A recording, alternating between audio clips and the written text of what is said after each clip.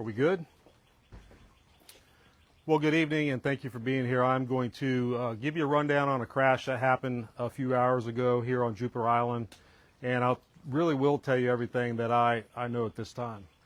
So just before 2 p.m. today, the Jupiter Island Police Department, which is where we currently are, received a call of a rollover crash about 2.5 miles from where we are.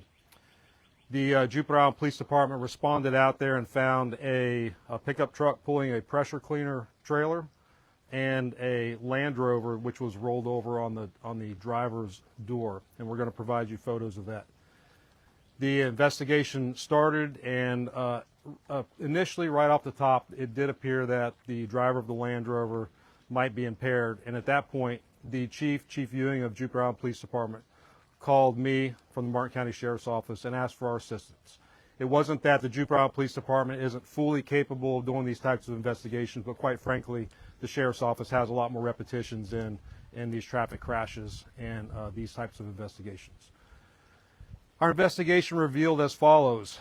Shortly again before 2, the pressure cleaner truck pulling a trailer, a small trailer, was northbound on South Beach Road and was pulling kind of to turn into a driveway. It was slowing down, starting to turn into a driveway, and the driver of that vehicle looked in his mirror and saw a Land Rover, a dark-colored Land Rover, overtaking him at high speeds, and I don't know those speeds. The Land Rover kept overtaking him. He saw it coming, so he tried to edge off to the side of the road, but this is a small 2-lane road, and there was no shoulder for this pressure cleaner gentleman to get off to the side of the road. As he was trying to move to the side of the road, the Land Rover overtook him at the last minute, swerved to avoid a collision, but clipped the back end of the trailer of the pressure cleaner apparatus, listed to the side, and then rolled on the driver's door north past the truck that had just avoided the crash with.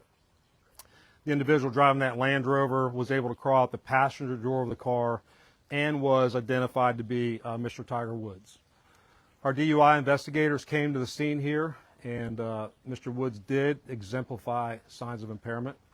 They did several tests on him. Of course, he did explain the injuries and the surgeries that he had. We did take that into account. But they did do some in-depth roadside tests, and when it was determined, he was placed under arrest and taken to the Martin County Jail.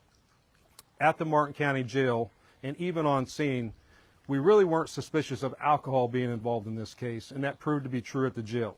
So Mr. Woods did a breathalyzer test, blew triple zeros, but when it came time for us to ask for a urinalysis test, he refused, and so he's been charged with DUI, with property damage, and refusal to submit to a lawful test. In the crash, no one was injured. Mr. Woods did not seem to be injured at all, and the other gentlemen were not injured. But this happened a few hours ago, so I've given you the information that I have right here, right now. So with that, let me kick it to you for questions. I'll answer what I can answer. Just to be clear, they're both going in the same direction? Tiger was coming up behind the guy in the pickup with the pressure cleaner? So the question is, were they both going the same direction? Yes. Both of them were in the 280 block of South Beach Road driving northbound. The truck pulling a trailer was trying to slow down and pull over, and Mr. Woods was overtaking him at a high rate of speed before he clipped the back end and rolled his vehicle over on the driver's door. How many times did he roll over? So the question is, how many times did he roll over? The answer is he didn't roll completely over. The truck rolled to the driver's door and then just slid northbound up the road. And again, we'll provide you some photos of that. I know you said you don't know the exact speed, but you said high rate of speed twice now. Is there a way just to give us a general idea of how fast? You mentioned before, it's a Right. 2-lane road. You can't drive very fast on that road. So the question is, can I give you a general idea of how fast? And the answer is I can't, but I can tell you this, it's a 30-mile-an-hour speed limit. And when I show you the photos, they kind of speak for themselves. You can see where he clipped the back of the trailer, you can see where he rolled, and then as he decelerates, sliding down on the driver's door of the vehicle, you can see that he slid for a pretty decent a space before he came to a stop. Yes, sir. Was he cooperative as far as what his schedule was today, what he was doing? Was he did he speak to you guys what his activities were today? So the question was he cooperative with us? The answer was he is cooperative, but he was not trying to incriminate himself. So he was careful in what he said and didn't say. And when it came time again for the test, the urine test at the jail, he stopped that. Let me go back to one thing. There is a Florida state statute that requires us to keep people incarcerated for at least 8 hours post a DUI arrest. So he's in our jail. He will be there for at least 8 hours from 3 o'clock for at least 8 hours, and then he'll be released on bond if he posts bond. Thank you. Injuries to the driver who was pulling that pressure washer. So the question is injuries to the driver pulling the pressure washer. The answer is no injuries to him. He was fine, thankfully.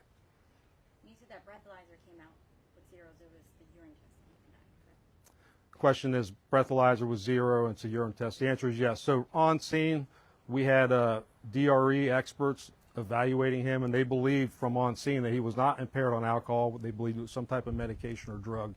And again, at the jail, he cooperated with the urine, or I'm sorry, he cooperated with the breathalyzer, and then the urine he wanted no part of. Is there going to be any testing afterwards? What's the procedure with that to verify if he was under something? So the question, will there be any follow-up testing? The answer is no. He has a right to refuse that test.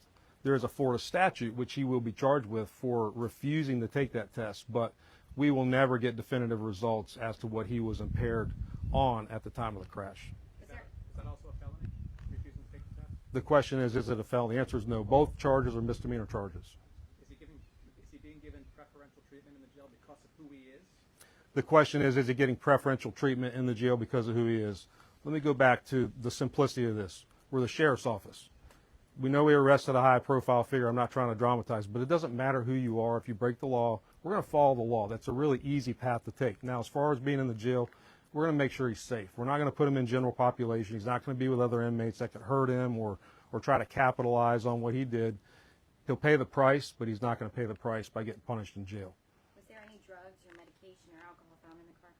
The question is, was there any drugs or medication in the car? The answer is no, there was not. Was he injured? The question is, was he injured? And the answer is no, he was not injured. Again, he was lethargic on scene, but that we believe was because of what he was intoxicated on. Was anyone else in the car with him? The question is, anyone else in the car? The answer is no, he was alone in the car.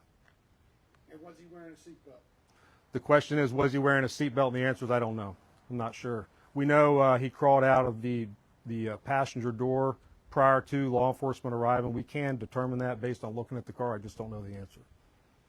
Anyone else injured in the area because of the crash or the rollover?